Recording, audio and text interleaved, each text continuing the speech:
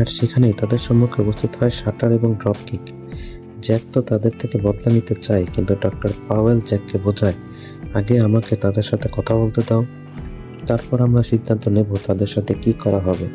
এরপর doctor Powell ডিসেপ্টিকন শাটারকে জিজ্ঞাসা করে তাদের এখানে উপস্থিত হওয়ার কারণ কি।